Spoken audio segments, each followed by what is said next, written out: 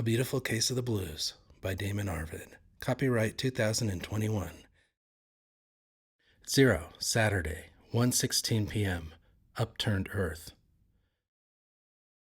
The man in khakis navigated the rain-flecked street at the edge of Arasagawa Park before turning in through old iron-wrought gates. The urban milieu disappeared, replaced by a tableau strangely out of time. The man's gaze fixed on a pond nestled in the contours of the hill, a few wizened fishermen trolling barely perceptible ripples. At first glance, it seemed he was searching for a friend, a lost item. But his was not a thorough going over. There was a compulsive edge to it, as when the item sought is already gone, and still one keeps looking. Catching himself, shaking it off, the man made his way up worn stone steps, streaks on his face, a tangle of shafts, pale light flickering through the branches. This could be anyone, anywhere. The patch of sky widened and he emerged from trees into a clearing.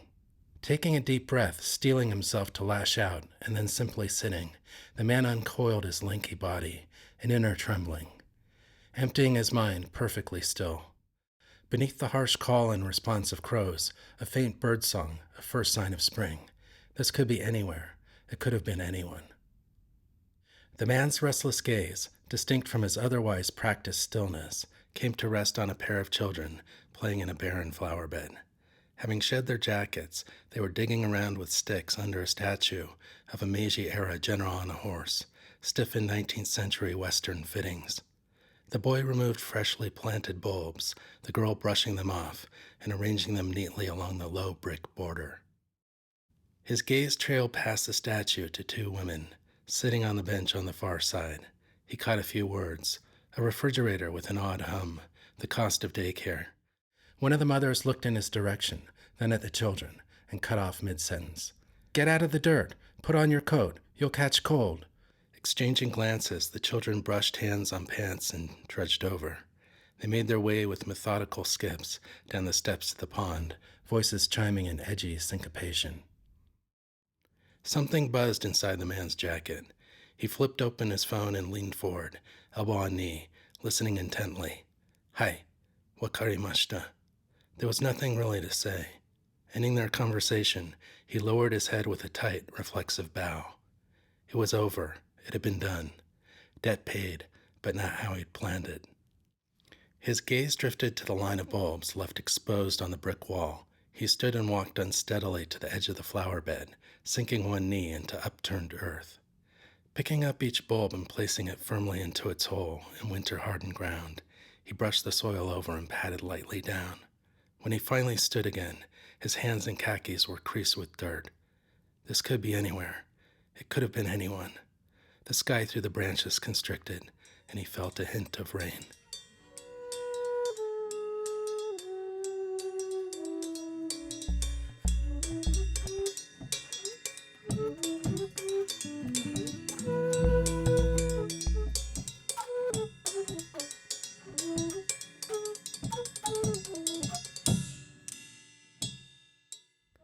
Chapter 1. It was such an easy thing, death. He saw that now. It just happened. He screwed up by a fraction, and there it was, something chill and odorless, ballooning out from the four stupid corners of the room. William Gibson, Count Zero. 1. Sunday, 9:47 a.m. Eve falls. Eve had a sensation that she was separate from her body, a dislocation that a hangover could not explain. She was pinned to the ceiling, looking down without signpost or recollection. The world flipped on its axis. She tried swallowing, a rasp to her breathing, to her entire being, the room slipping in and out of focus as sandpaper etched her throat. Through the darkness, an awareness of something immovable, pressing in on her, impulse after aching pulse. Casting to a place with no feeling, Eve strained muscles in a dull succession of non-movements.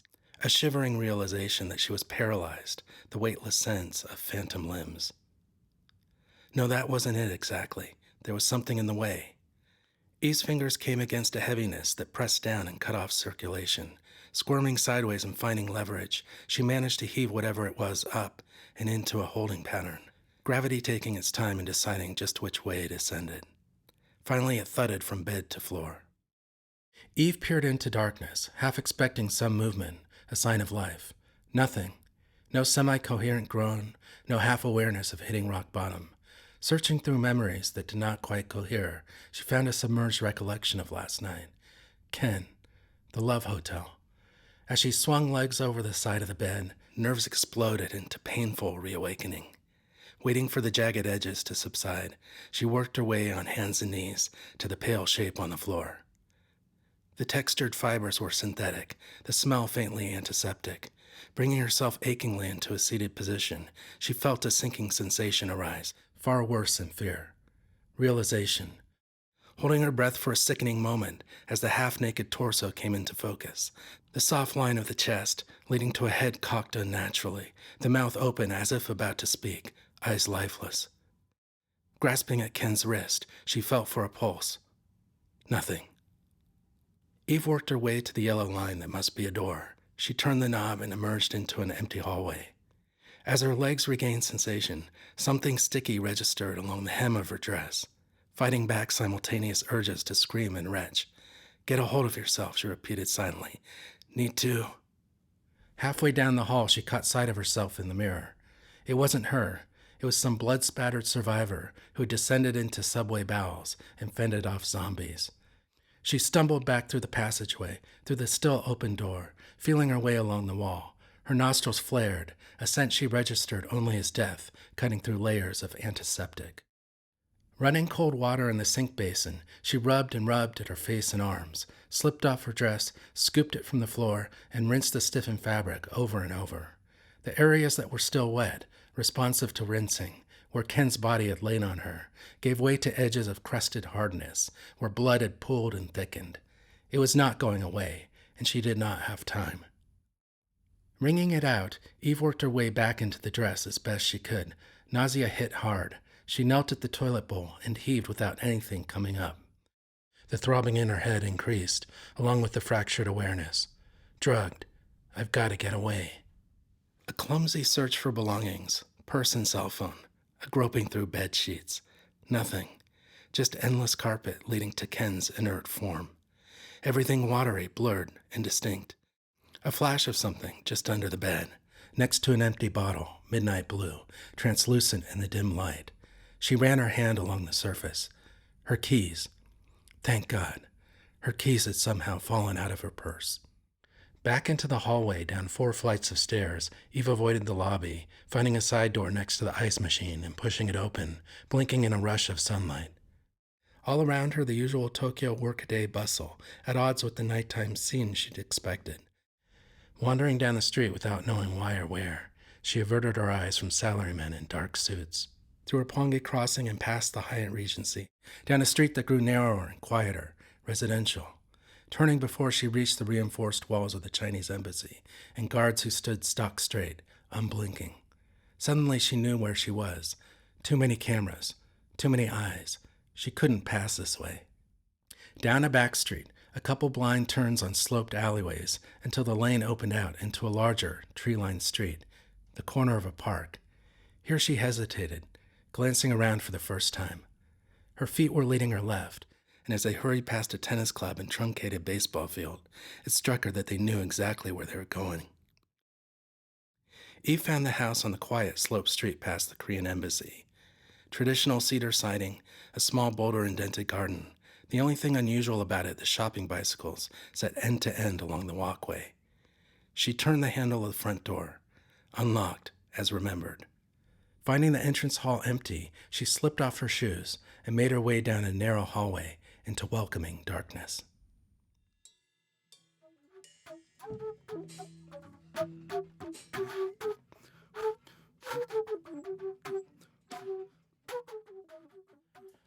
Faltering people into the donut shop. Hey Ringo, why there's a pigeon on your finger? What do you know? What would you know?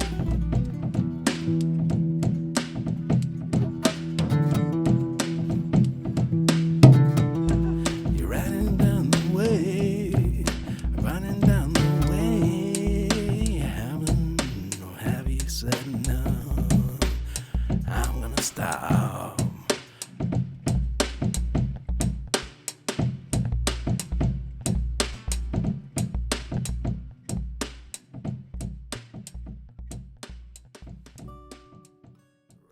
2. Sunday, 10:21 a.m. Apparition.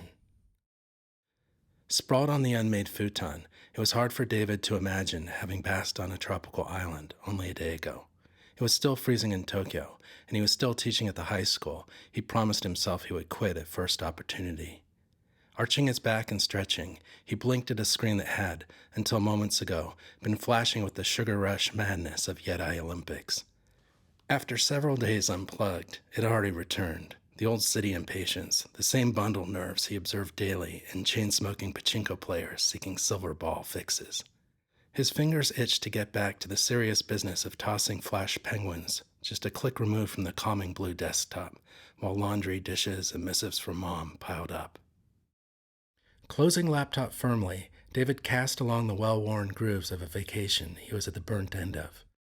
Snorkeling on islands off Mindoro, fish darting in and out through a dying coral that held persistent patches of life. Painful massages in a bamboo hut, his limbs kneaded into ecstatic submission. Thick strums of guitar over a faint lilt of reggae from the Nipa bar down the beach, the sound of flute in the wind. A sense of reawakened wonder at sea turtles, grazing along a gently shelving sea bottom, their sudden flight to the surface, holding a grace rivaling Andean condors, mythic excursions to the sun. Heads breaking the surface with horse-like harumph, an earthy expelling of oxygen, followed by a return to the floating element. Avian seafarers, politely putting distance between their graceful dance and his awkward flapping. In the evening, the moon had risen over the palms as David lazed in a hammock, drinking pale Pilsen. 3 Danish women, hands bearing evidence of topless adventures on secluded inlets, studiously ignored him as he tore beer label from sweat-beaded bottle, plotting hello. He wound up playing billiards with barefoot Hans, having one too many Pilsen, then on to Tandui rum. When scuba instructor Voltaire broke out long sticks of Sagada, life was fine. The tapping at his door was soft and insistent, just enough to bring David from his supine position on the floor. "Just a sec," he groaned, looking around for a serviceable pair of jeans. The house was shared accommodation for foreigners, a few long-term expats, and a revolving cast of teachers, headhunters, and martial arts enthusiasts. It was not out of the realm of possibility. A knock on its door at 10 a.m. Could be Julian, the German BMW intern, preparing for a bike ride through the mean streets of Tokyo. Could be Cynthia, the 50-something New Yorker, who took pleasure in regaling him with stories of her main squeeze, Dr. Love, when not blasting him for hair found in the shower drain, food left in the refrigerator past expiration. Yin and yang. He really should not open the door. Sliding on a pair of jeans despite better instinct, David steadied himself and inched the door open. Peering into hallway murk, he made out a blood-drained face, pulsing with intensity. "Can I help you?" The woman's eyes flashed, blonde hair taunting a face in disarray. Her lips parted and went slack. He tried again. "Is there something I can—" The woman remained silent, eyes impenetrable. About to shut the door, pretend this apparition didn't exist. Something in her look caught him short. He waited, giving her time. The woman's gaze steadied, her voice soft and barely audible. "Marissa, she lives here." It took David a moment to catch her phrasing, the slight hitch that made it a question as much as a statement.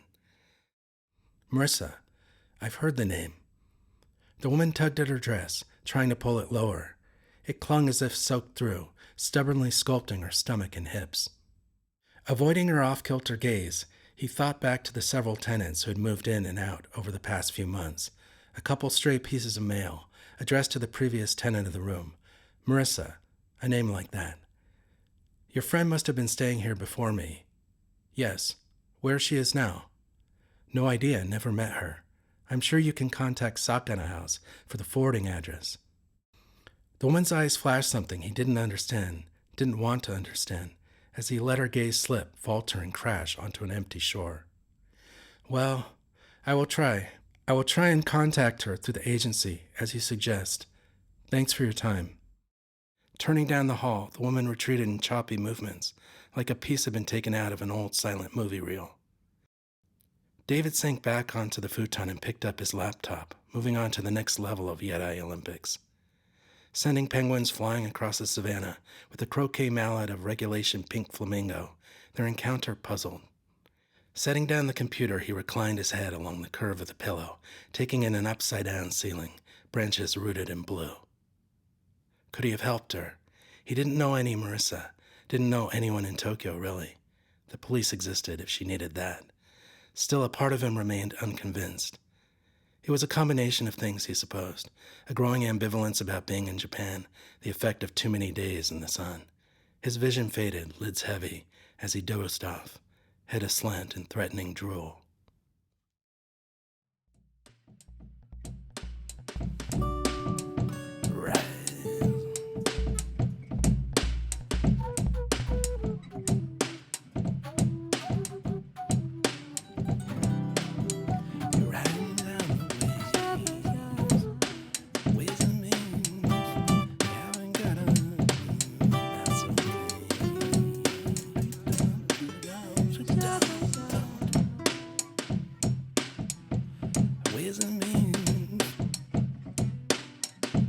That's okay.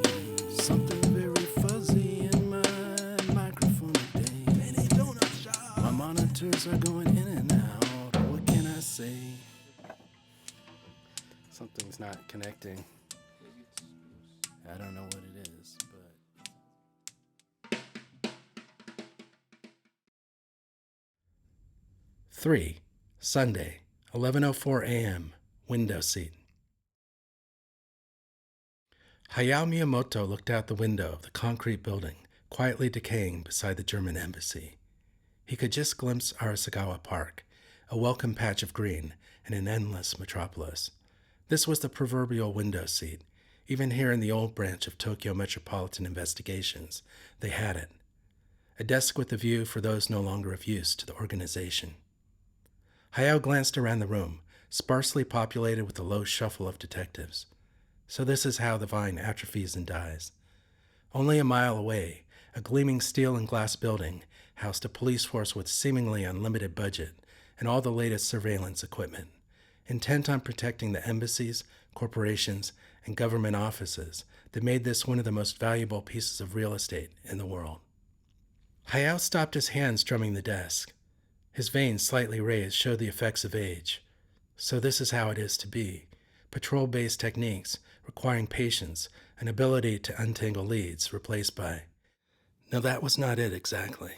There were many good officers at headquarters, not a few of whom he had trained himself. But something in the winds had changed, and most officers these days had neither the patience nor desire to puzzle through the kinds of plot-free cases that fundamentally mattered. As his thoughts circled, going nowhere fast, Miss Hirose approached with a cup of green tea, an outmoded practice that he still valued somehow. Spring was almost here. He should ask her out to lunch at the park. He edged forward in his seat, pulse rising. Then the moment passed, gone with a swish, as he turned back to papers that vied for attention as always on his worn Formica desk. It was approaching lunch, another 5 hours until he punched in the clock and packed it in. No one seemed to mind if he left early these days. There was a ukulele tune to practice, "Oh Loveless Love," which would carry him neatly to a late afternoon nap. Another day closer to retirement. It was a good thing, he kept reminding himself. Passing the break room, Hayao stopped and poured himself another cup of tea from the dispenser. News on television, just audible. More saber rattling from Kim Jong-un. Threats of imminent nuclear tests. Revelations from a North Korean kidnapping scandal that had been ongoing for 5 years now? Cut to a beige newsroom and a weather report with background images of southern Kyushu. A new cherry blossom front had opened overnight. Sipping tea, one eye on the television, this morning the body of an unidentified man was found in a Roppongi Love Hotel, the victim of a fatal knife attack. A typically narrow 5-story building cordoned off, 2 police officers standing guard in front of the not quite elegant establishment, another emerging from the door, carrying a box of evidence. The victim was discovered by a cleaning woman at 11 a.m., some hours after the time of his death. He was stabbed in the chest several times and is thought to have died of his wounds at the scene of the crime. Police are following up on leads and the whereabouts of a female companion who entered the hotel with him.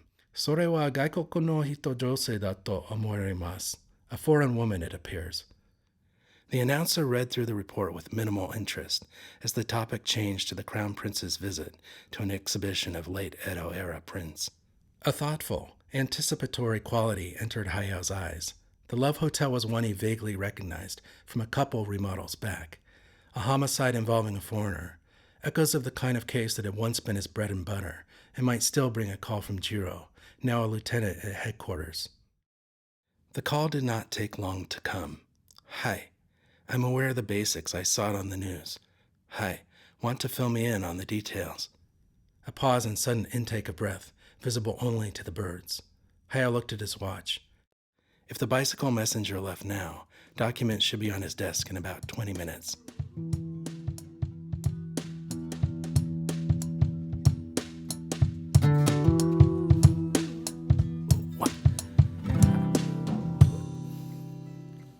When they say it's your holiday, you want a good trip, peach and reach for a peach. The holy mango tastes two to tango.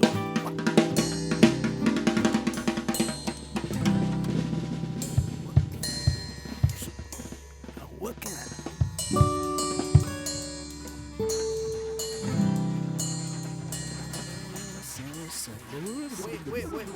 Wait. Holy medallion. Got it falling say everything has changed. Oh, Boracay, the sky.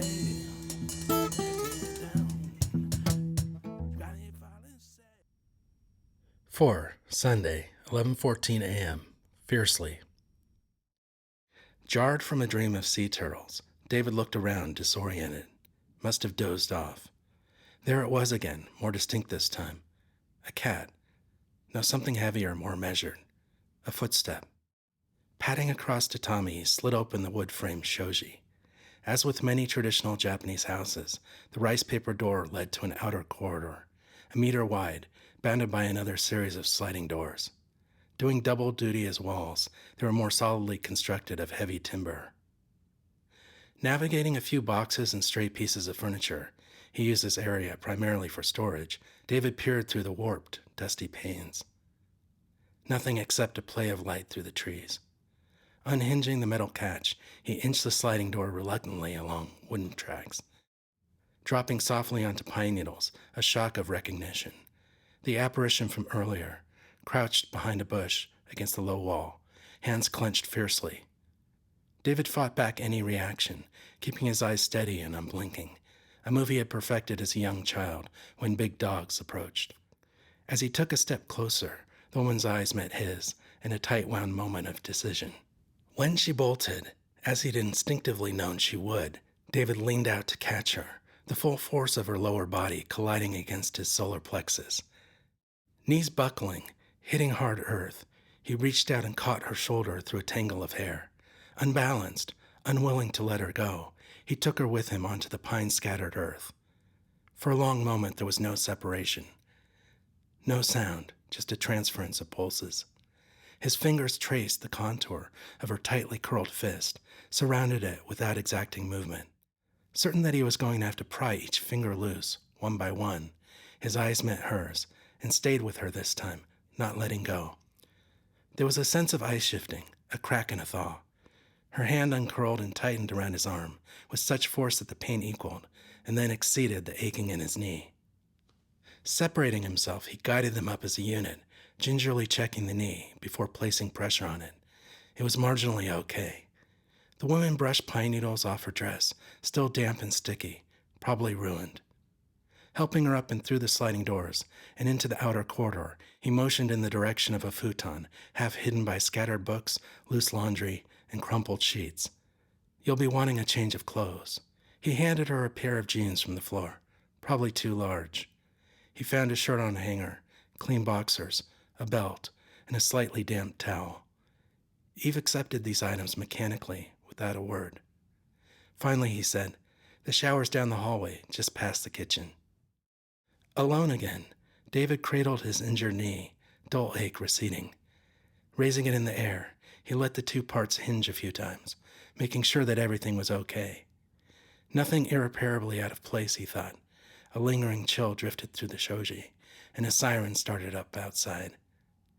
Shivering, he slid the inner walls of the room shut tight.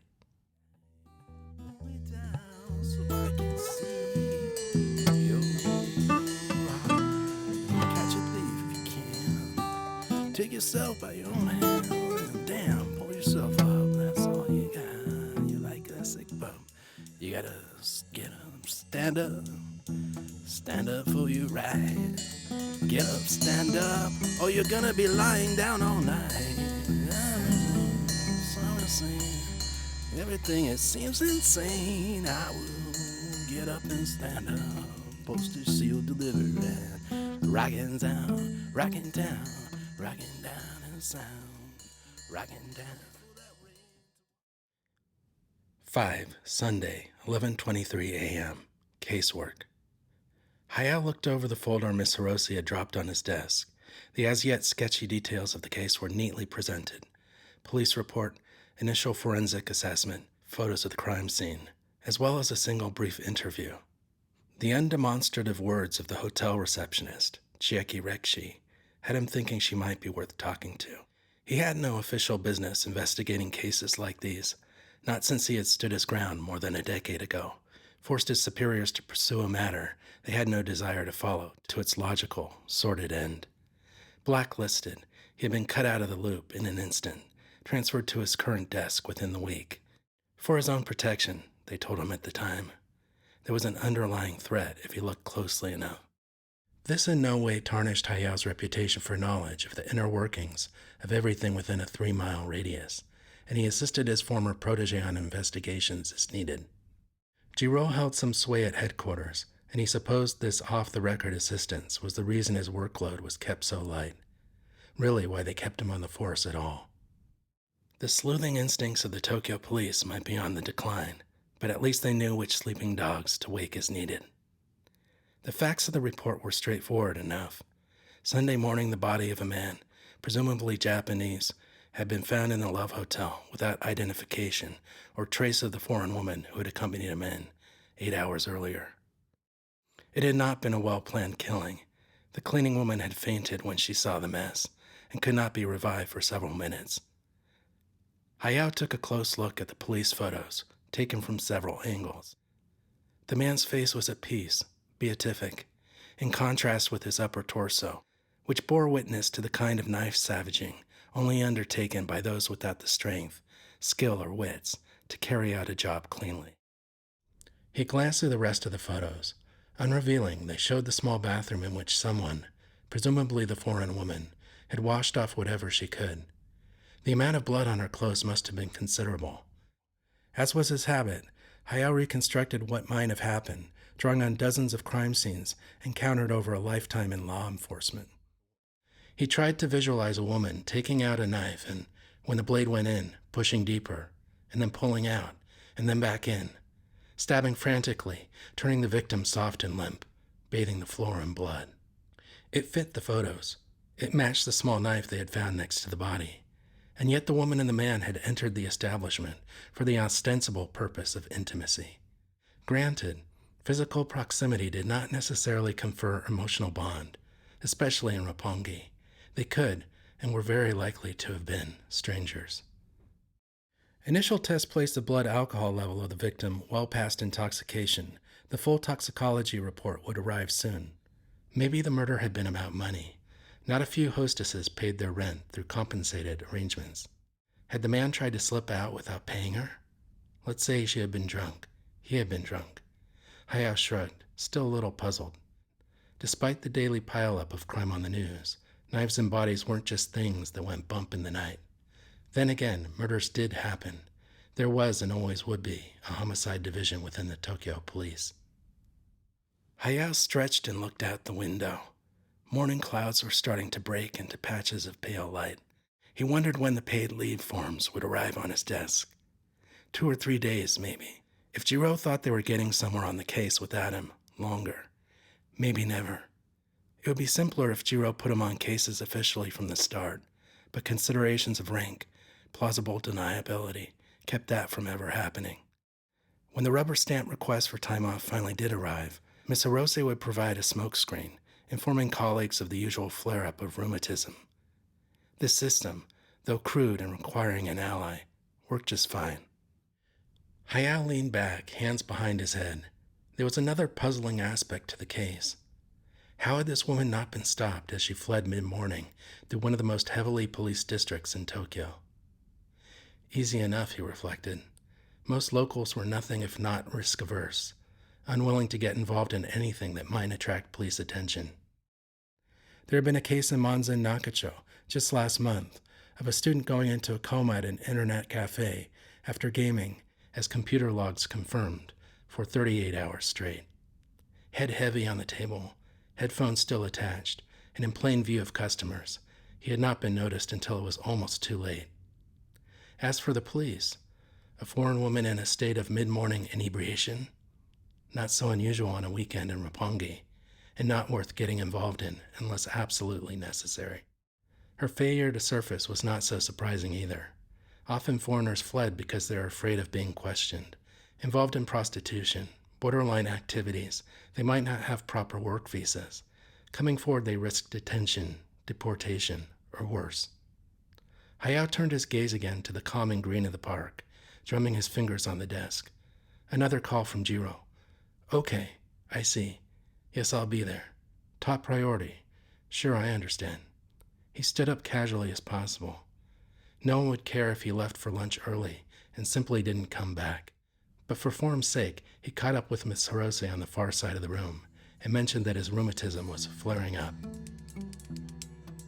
I got those kids on city blue. Down.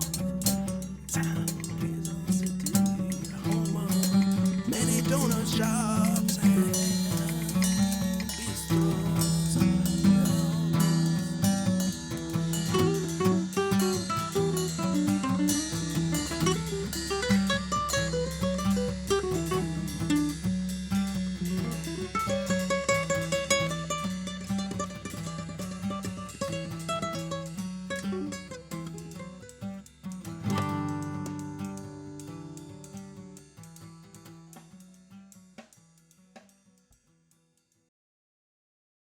6. Sunday, 11:31 a.m.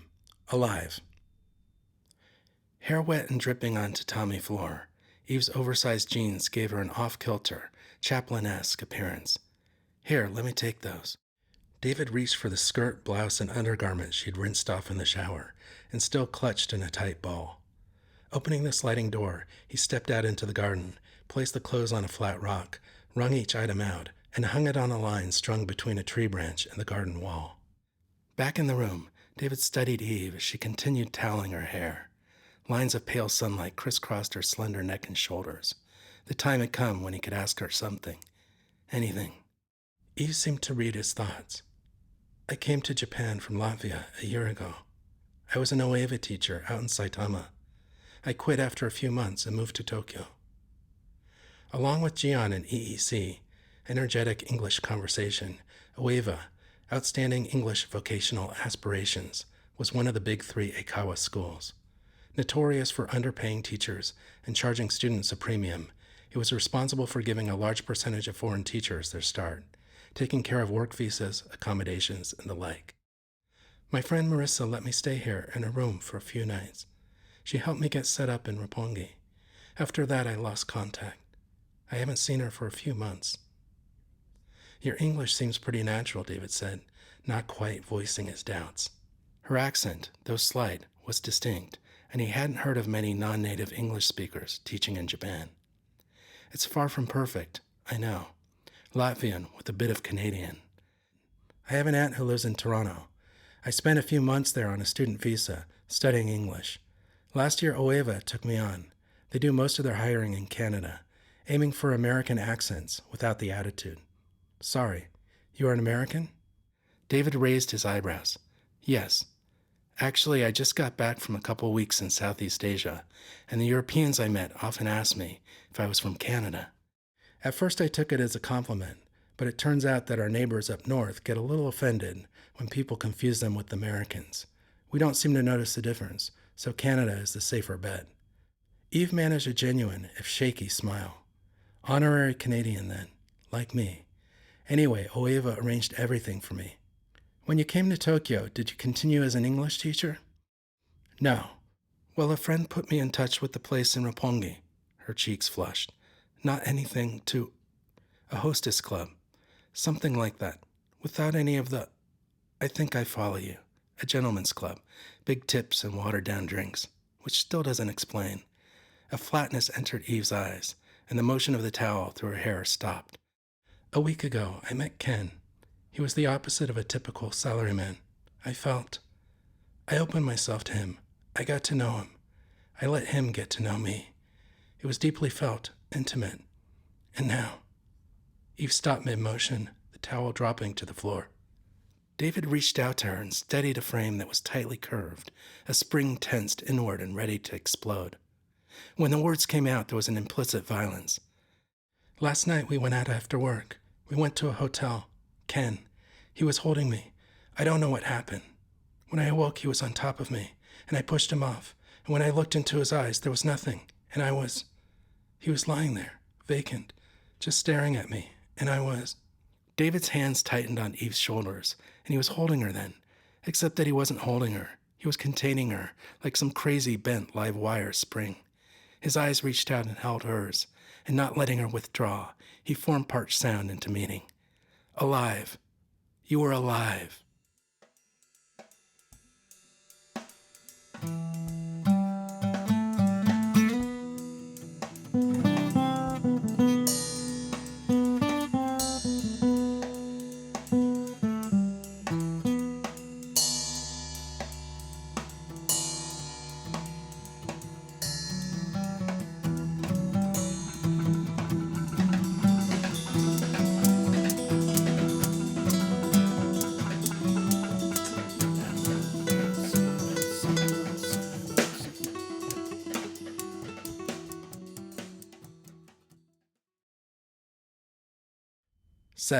Sunday, 12:13 p.m. Projector.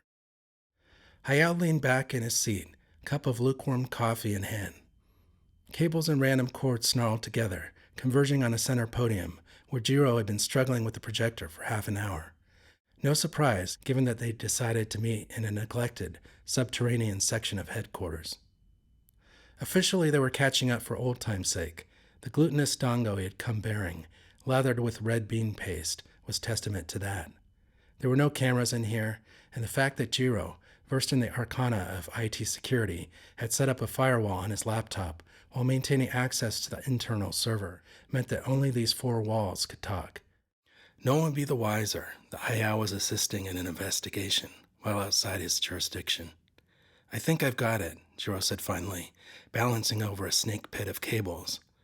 Hayao gave him a thin smile, indicating that he had nothing but time. Strictly, it was true. He had been pulled here at his former protege's request to view video of the Love Hotel murder. There was a certain sense of anticipation building, if he was to admit it, like wading through interminable previews at the start of some highly anticipated double feature. A rainy day showing of Tokyo Drifter and Ibira, Horror of the Deep, came to mind. That would have been 1966, the eventful year he moved from Niigata, on the Sea of Japan, to Tokyo. The security footage began with a static view of the hotel lobby, the decor a definite upgrade from what Hayao remembered in the mid-'80s.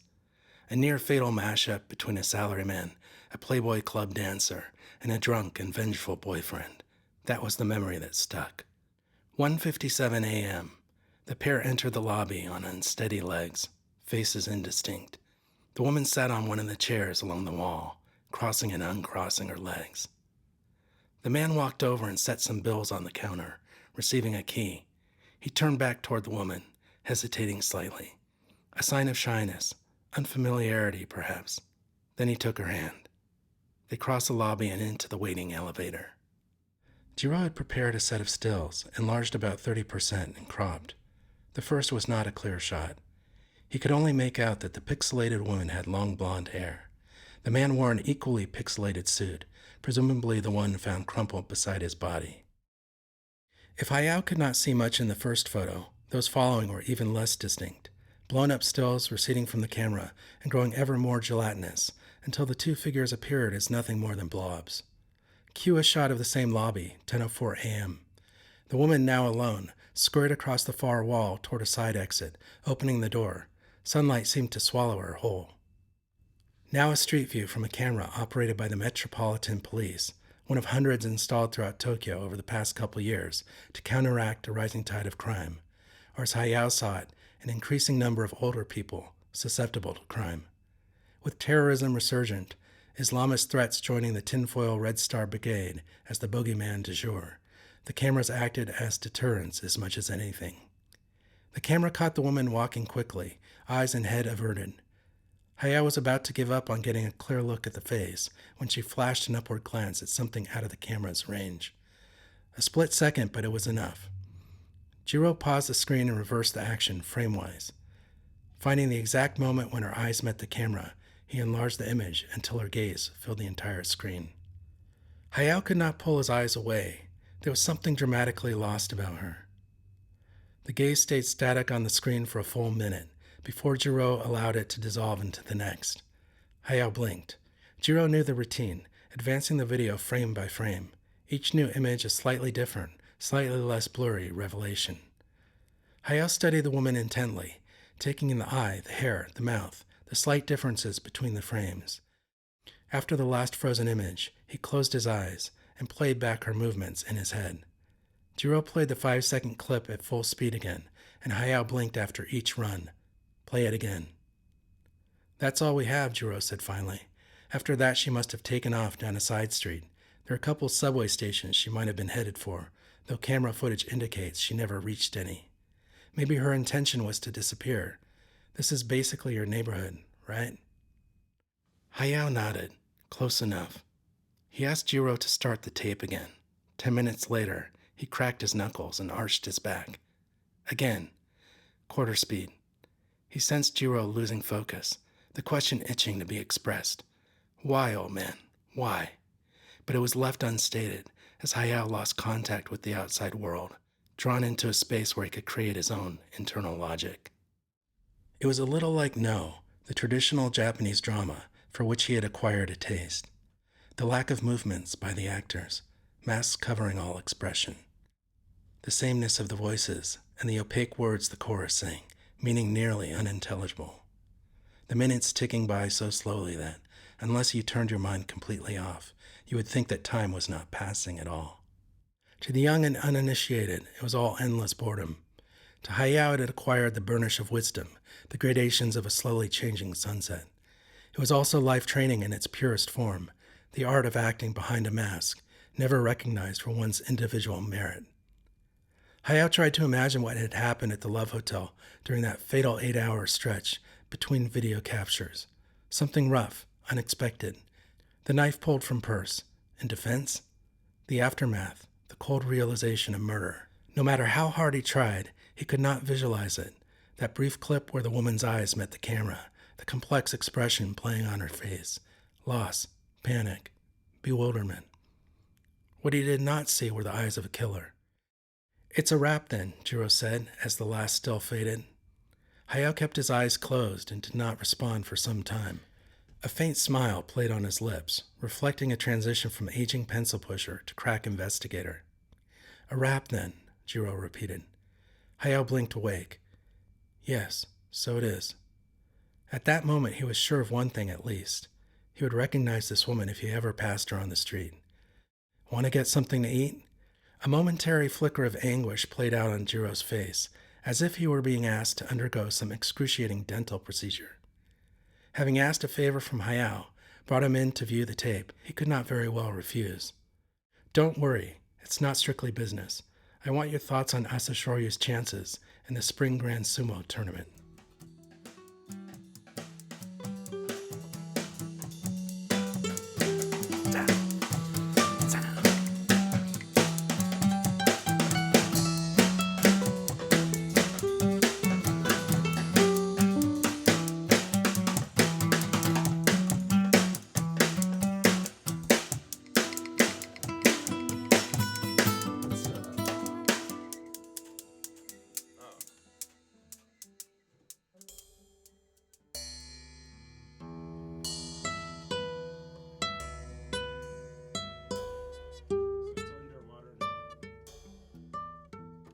8. Sunday, 12:38 p.m. Husk. Making his way back from Azabu Station, David swung the plastic bag with dye in Eve's requested shade of black. The narrow streets were dotted with izakaya and boutiques, an eclectic mix of the old, the funky, and the painfully hip. A few ancient establishments, redolent of grilled fish and minor key ballads, soldiered on as entropy did its work, repurposing neighboring spaces into Thai bistros, donut factories, and shishi watering spas. Here in Azabu they had preserved the husk, if not the exact spirit, a feudal, samurai-frequented horse market. It was a worthy endeavor, given the Kanto's vast checkerboard of Yakuza-financed developments, where the aim was to pour as much concrete as possible. Worthy, even if accompanied by the aftertaste of muddled mint and parsley detox. If authenticity was the casualty of all this money moving in, at least there was still a vessel into which life might someday flow. And yet, it was all too much. A year ago, David had dreamt of life in the big city. Now that part of him set on experiencing the city and all its artistic fervor represented a steadily diminishing urge. Sure, the commercial hubs, with their endless shopping and entertainment possibilities, held interest. Yet suddenly the last thing he wanted was to be surrounded by people. In the pulsing heart of it all, he gravitated toward remnant corners that reminded him of old Japan, several worlds removed from the restless, the fretful, the urbane. Content to sit nestled in green folds for hours, reading a book, working his way through visions of Cody, with a Dick Francis chaser when sentences got too fevered, pondering life choices that did not necessarily involve Japan. A sudden rush of nerves brought David back to the present, as he felt around his back, searching for a zipper slightly open. But no, the backpack was secure, and it was there, nestled deep, the indentation of an envelope, bursting at the seams with 140 crisp bills, the equivalent of $15,000. A half hour ago, after a short and fitful nap, Eve had shot up like a bolt. Listen, taking a moment to choose her words, I'm afraid someone may be looking for me. Those who... It was a Voldemort moment, as if she did not quite dare name or, benefit of the doubt, did not know who might be after her. Could you take my card to a Mizuho ATM and withdraw all the savings from my account? Eve fingered the ends of her hair nervously. Oh, and pick up some hair dye, something in a darker shade. Black. The money had come out of the ATM in a brick, just as Eve had said it would. Withdrawing a stranger's life savings in an instant, with a piece of plastic, it was one of those things that could only conceivably happen in Japan. The street rose along a steeper grade. As he entered the final stretch, a jarring of loudspeakers cut through the quiet of the residential neighborhood. Police were setting up barricades to protect the South Korean embassy against incursions of ultranationalists in vans and buses. The first of the black vans, painted with anti-foreigner slogans, began to appear, a cluster of top-mounted loudspeakers blaring hatred over old marching songs, broadcasting intimidation in a regimented society that somehow lacked the will to shut them down. These vehicles trawled the city with a distinct sense of menace. David had read that such ultranationalist groups were financed by the Yakuza, which didn't make sense, considering that half the Tokyo Mafia had Korean roots. One of his students had tried to explain it once, half apologetically, as if she were single-handedly responsible for this blight on Japan's status as a 21st century democracy. After the war, American occupation forces had given a leg up to the formerly downtrodden and oppressed, those who had been spied upon, discriminated against, and forced to perform wartime labor for Imperial Japan.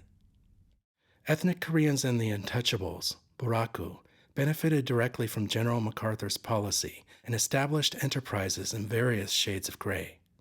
Many had started legitimate businesses. Others had gravitated toward gambling halls and the Mizu Shobai, the water trade. These shadowy entrepreneurs poured money into the types of right-wing groups they were nominally against, wrapping dirty deeds in the flag.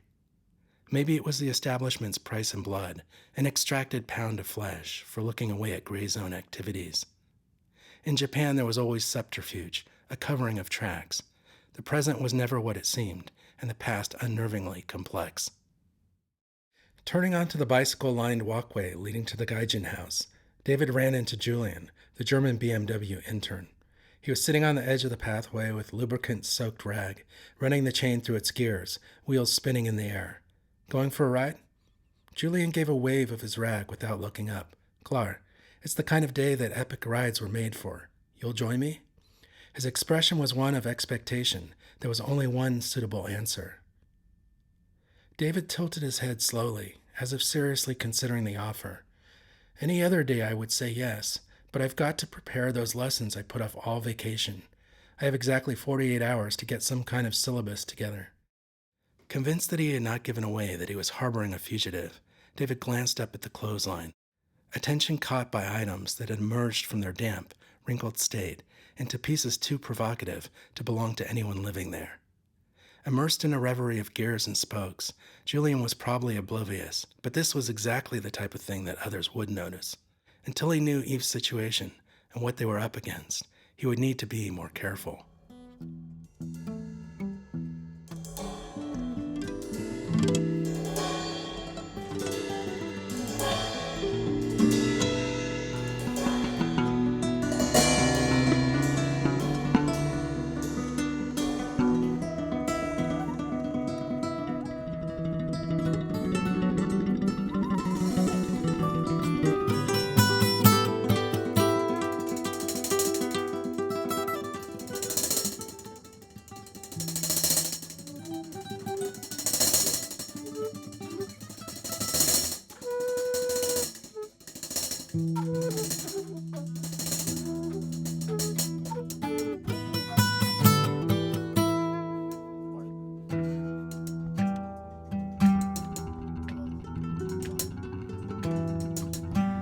It's nice.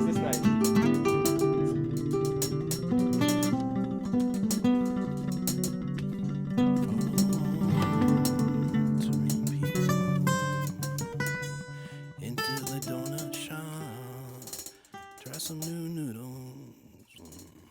It's not gonna bruise your bones. You're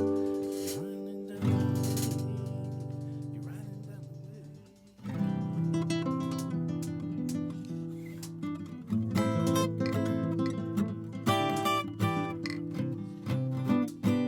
coffee, bagel, coffee.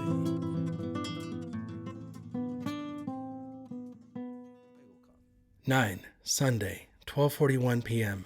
Ramanya. As they waited for bowls of ramen to arrive, Jiro lit a cigarette. He was framed by a faded image of a bikini-clad model advertising Sapporo beer. The poster had been there so long that the sponsored beer they served had changed. One thing that had not changed was the model's winning smile. Hayao could not say the same for his colleague. No mistake, the years were beginning to catch up with his erstwhile protege. Barely out of the academy when they first teamed up, Jiro had been eager to right all wrongs. He had quickly made a name for himself, rising through the ranks without seeming effort, though at a cost. There was a permanent wariness to his eyes, the look of someone who dealt in half-truths more often than he liked. At headquarters, one could only tell the truth so many times without doing irreparable harm to one's reputation. Hayao and his family had been comfortably situated in Azabu before the bubble hit, and real estate shot out of reach for many. Insulated from the harshness of the rat race, he had been able to maintain integrity, even at times when doing so crossed a line beyond mere stubbornness. For those who came a few years after him, a couple rungs reached at the appropriate age was the difference between a comfortable life in one of Tokyo's leafier neighborhoods and years of commuter hell. Crowded trains populated by the living dead, a direct predicator of dysfunctional marriages and kids who never saw their fathers, what he had once heard half-jokingly referred to as Daikyokan Jigoku, the hell of great screaming.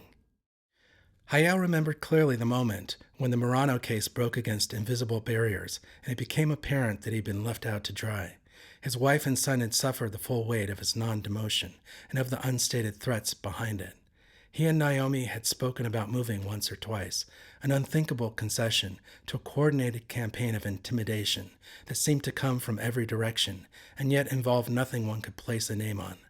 Death by 1,000 paper cuts. It had been at this ramen shop a decade ago that Hayao had made the decision to become the kind of paper shuffler he should have been from the start. Ensconced in his window seat, watching the seasons change, the pressure had turned off as if from a spigot. He had been given a license to live out his days with no real responsibilities, so long as he didn't stick his neck out ask any questions.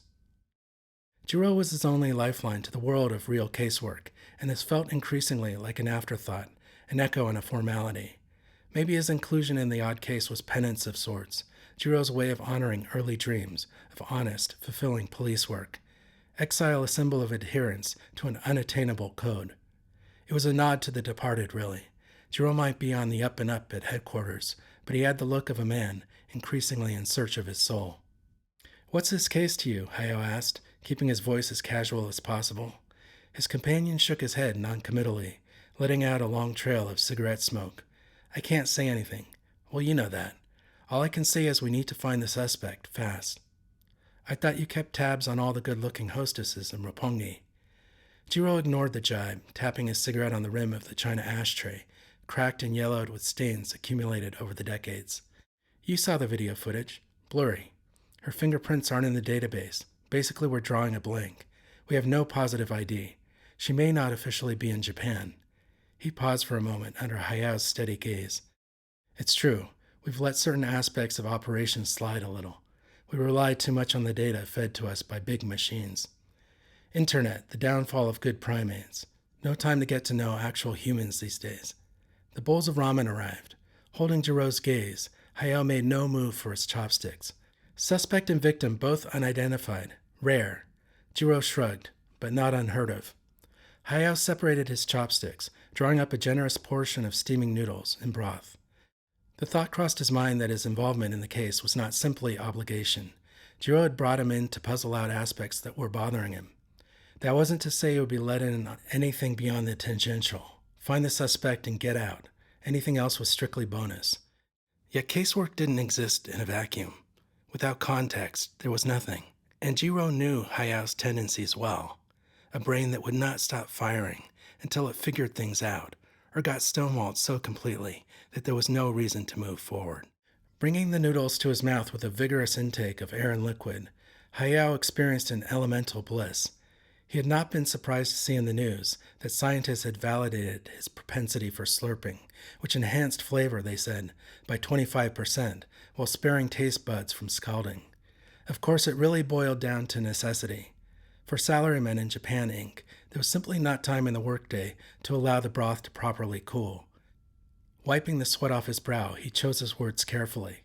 Still liaising with TMAT? The Tokyo Metropolitan Anti-Terror Division had been formed after 9/11 and quickly planted itself in the upper reaches of headquarters. While in theory its jurisdiction was limited to cases involving threats of terror, in practice it involved itself in just about anything having to do with foreigners. This was, as Hayao saw it, a way of keeping itself credibly busy in the absence of credible threats. Having caught a flicker in Jiro's eyes, Hayao continued, careful to paint with broad strokes. North Korea must be giving the suits a scare, not knowing which way Kim Jong-il might swing, not even knowing whether he still has control over the country. Agreements to suspend the DRPK's nuclear program, followed by the test launch of haphazardly guided missiles. Leading up to just how many underground nuclear tests. North Korea's order of the day seems to be appease the Allies just enough to not cause havoc while keeping neighbors on edge. Jiro's eyes were hooded now. This was dangerous territory. Hayao was not supposed to have knowledge about his connection with TMAT and the cases they occasionally assigned him. He could almost see Jiro calculating whether he would eventually have to let the old detective in. Better strike while the iron was hot. A murder involving a foreign woman and a businessman of indeterminate nationality, something TMAT would have more than a passing interest in, right? Jiro's gaze was direct now. "What was it you said you wanted to know about Asashoryu's prospects in the Grand Sumo tournament?" Hayao shrugged. Raising his hand to catch the proprietor's attention, he gave a slight shake of the head. "Never mind. I always get my picks from Oki-san."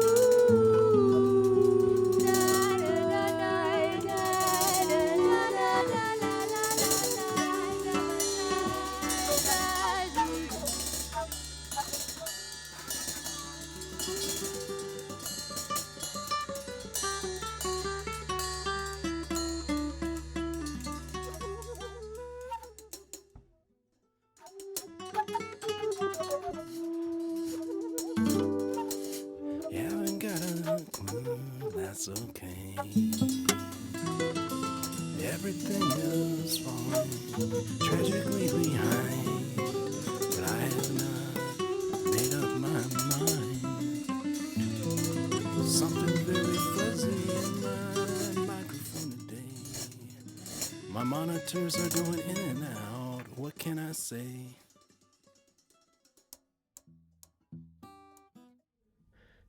Sunday, 1:18 p.m. Cut. Under the flash of scissors, Eve's hair fluttered into a sink set in a tiny washroom that somehow also fit a shower. Drastic space-saving measures were common in the heart of Tokyo, and this once expansive house had been partitioned to fit the maximum number of residents. Cramped was an understatement, yet this was the one place with the required combination of running water, mirror, and privacy. Eve could make out the occasional pad of tenant feet outside, click of burner on the stove. Reflexively, she tried the doorknob more than once, making sure her sanctuary was secure.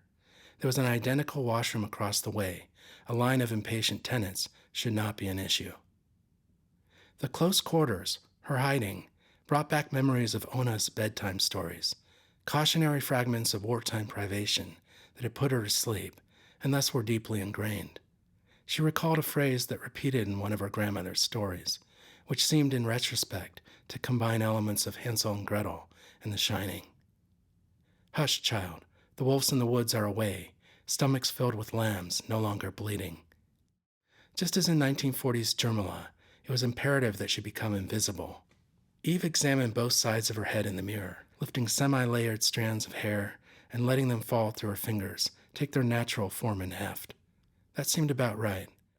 Retrieving latex gloves from the package of dye and stretching them out with her fingers, she poured the foaming agents into the empty bottle and shook until something suitably ungunky came out.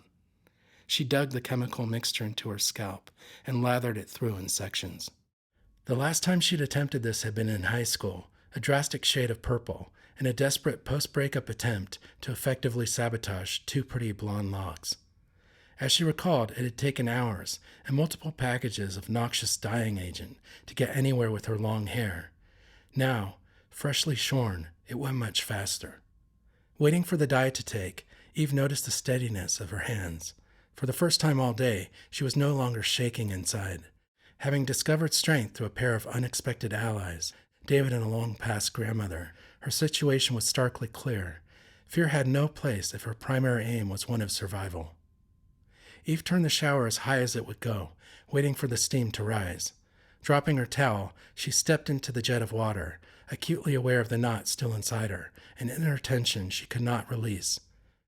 The water was strong and hot, and for a moment she simply let it run over her. As the dark streaks trailed in shifting ribbons toward the drain, she tried to piece together what she had known about Ken. A day ago, it was hard to imagine, but a day ago, she had been buzzing along as one of the top earners at Peach. The club a discreet affair, a world removed from street-level joints designed to fleece drunken punters. Set on the top floor of a high-rise, punctuated with gleaming corridors, expansive offices, it attracted attorneys, investment bankers, and the like. Mostly too polite to turn into demands, the suggestions of well-compensated liaisons that flowed after a few drinks. Eve had a reputation for denying all comers, and that, along with her beauty, made her worthy of entry-level 15,000 yen bottles of whatever she suggested. Clients presumed that the ready wit and self-confidence that allowed them to rise up through the ranks would translate into personal access to a naturally blonde woman who regularly denied all colleagues, bosses, and rivals. This sense of competition, under the guise of harmony, was something that permeated all aspects of life in corporate Japan. There was a hothouse quality to it. Lise, her best friend at the club, had pointed out a connection, impossible to unsee, between the way Miss Shimizu, the mama-san, got maximum mileage from her mystique and the string-along plotline of every anime ever. Some whispered that Eve was a virgin. Others were under the impression she was secretly dating Takeshi Binto, the trash play auteur who had made his name with the cult mainstream crossover, Blood Transfusion, and was known to date only Eastern European models. She could easily discern who had heard what, and made no attempt to dispel the rumors. If her life was all some elaborate plotline, designed to generate maximum happiness for the cat with the golden paw, last week had thrown a curveball. Everything had changed, not in any outward way, but in the heave and churn of emotion she kept under tight wrap since coming to Japan. The memory of Ken that first night remained vivid, his eyes catching hers in the club, unraveling the persona she had taken such pains to create. Amidst the usual calculated shuffling, each hostess arranging herself to best effect, each customer trying to impress, he'd stood out simply by being himself. Eve remembered how she had straightened in the lineup, trying to find a comfortable position for her hands, feeling oddly out of place. There was no reason why she should experience butterflies. He was not rich, judging by the low-slung messenger bag, either hipster or hand-me-down. Yet his attention on her was resolute, unwavering. She held her breath as nervousness hit. This was the kind of connection she had promised herself would never happen in a hostess club. Signal given to waitress and relayed, Eve let herself be led by the mama-san to stand before him and await the final nod. A decision that had, after all, been made the moment their eyes connected. It was only then that her awareness expanded beyond tunnel vision to his companion, the one who would be paying. The older man had somehow settled on her friend Lise, convenient, because now she would not be engaged in the subtle catfight that often took place with the other girls. As Eve slid into the low seat, Ken gave her an unaffected smile, the opposite of everything the city seemed bent on fleecing and corrupting. If there was an agenda, she couldn't read it, and moreover, she didn't want to know. He made a comment about the view reminding him of Paris. She looked out the window. The Tokyo Tower stood sentinel. At night it did seem more than mere Eiffel imitation, something solid and radiant, a calming beacon amidst fractured city lights. Their conversation turned to Paris. Both had visited its well-worn, over-touristed streets, hers a summer vacation with a distant aunt, his a week-long visit for a tennis competition. Words meandered through a city, haunted by the myth of threadbare painters and their unconventional lovers. Anais Nin and Modigliani, roaming cafes dead on credit, full of opium dreams and wartime premonitions. As conversation turned down narrow, cobbled streets, his fingers found hers. Something in the warmth of his voice, the way he inflected each word with the subtle change of pressure along her palm. She found her hand opening, fingers drifting, and then curling, drawing him in. They had not slept together that first night. It was as if, reaching a precipice, they had agreed to take a step back. The second visit to the club, Ken had come alone and gone straight for her body flushing even before his first touch, his presence in her dreams the past few days, making acquiescence a mere formality. In bed at the Love Hotel, Ken had attended her with an urgency she'd never experienced. They made love once, twice, then after a floating hour, again. Curling on her side, with Ken's arm draped loose against her, she had watched the light of day grow softly visible through the curtains. What had she really known of Ken? Not much. Not his hometown, not his favorite pet, not even his family name. All rational discussion fragmenting in a storm of desire. Part of it perhaps had been not wanting to bring him into the harsh light where dispassionate judgments were made and the worth of a man coolly assessed. She had seen the light go out in so many eyes here. One distracted moment, a misstep, and it was gone. Thank you, next. Eve's thoughts shifted involuntarily to that final moment of recognition. Sprawled unnaturally on the floor, a hallucination that would not go away, Ken had gazed out at her with a disquieting calm that gave no hint of the savage intaglio across his chest. The shower head dangling by its cord, hot water jetted back and forth against Eve's stomach as she lathered soap against neck and shoulders. What had she really felt for Ken? Love of sorts. Not love of the long-stemmed variety that required artifice to make its point. Her hands dug deeper into her scalp, nails biting down, as if to punish herself for the unfathomable tragedy she had inflicted, simply by being present. Holding her breath, she brought the showerhead flush against the top of her skull, water curving around her face in tendrils, flattening against the nostrils. She could not breathe, and for a long moment she considered simply holding it there, joining him wherever he had gone. But no, she was a realist, a survivor. Her grandmother had taught her that. Toweling off, the question again. Why had she fled the Love Hotel? There was no rational explanation. Shock had been part of it, certainly. More than that, she'd had the feeling, deep in her bones, that staying there was to leave herself horribly exposed. Reaching the Gaijin house even unburdened herself to a stranger. Again, there was no explanation, just instinct. After an hour crouched frozen in the garden, unable to move or think, that if she told this man the truth, it might postpone a walk out in the open in this well-patrolled part of town. It came to her then, David's steadying voice. "Alive," he'd said, rocking her in an almost painful embrace. "You are alive." And she was. In a way only known by those who have faced down tragedy and survived, she had never felt more present.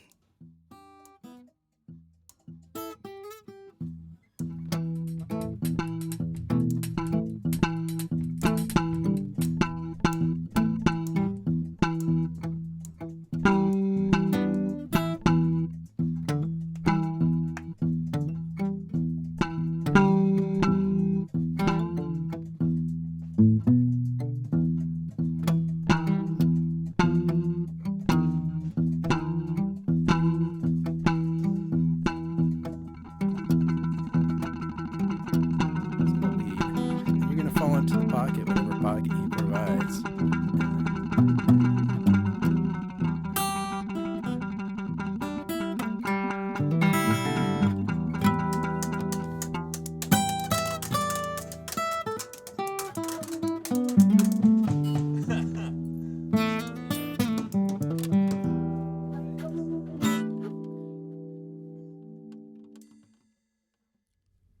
11, Sunday, 4:53 p.m.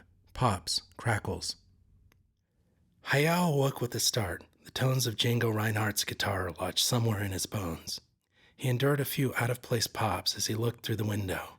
Late afternoon sun carving real estate between houses on the hillside. He ate alone, as was his custom these days. His wife on one of her increasingly frequent trips to see an old classmate. She would be gone for a few weeks, maybe longer. The visits to Kyoto had started a year ago, around the time that their son had stopped returning calls. Hayao would come down to the dining room table for breakfast, find his wife sitting there, half-dressed. He got used to cooking for himself. Sometimes he would cook for her as well, and she would eat with quiet purpose, refusing all attempts at conversation.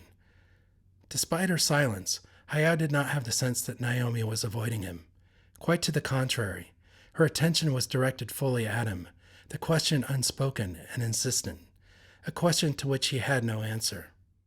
He had done all the things he should, even going so far as to call in a long-distance favor. According to the private investigator's report, their son was doing well, living an outwardly normal life in Vancouver, not dead, drugged, or homeless. Hayao's instinct told him that it was better to just let him be. If Akihiro wanted to include them in his life, he would. Give him time. He repeated that to his wife when her silences became unbearable. Still, she did not respond. Neither did she urge him to travel to Vancouver.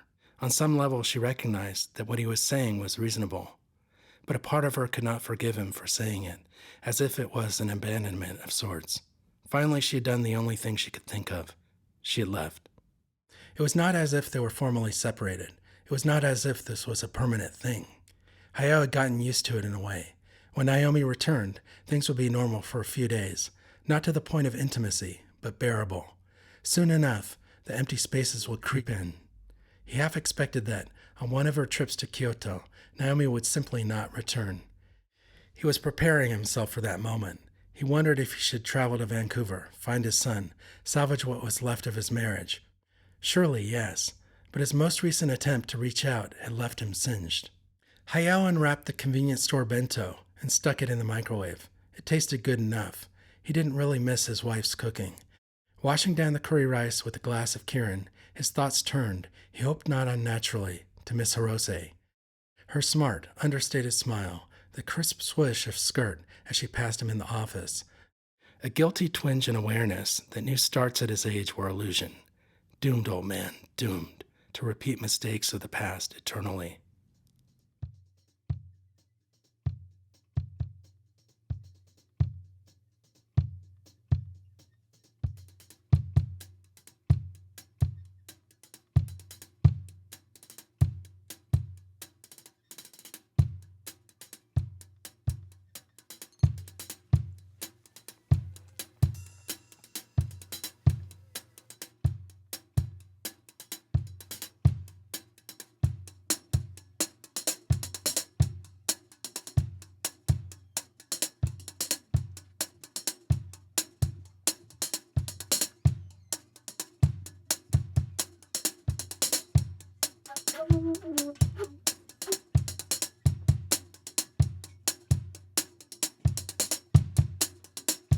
It's the sound of two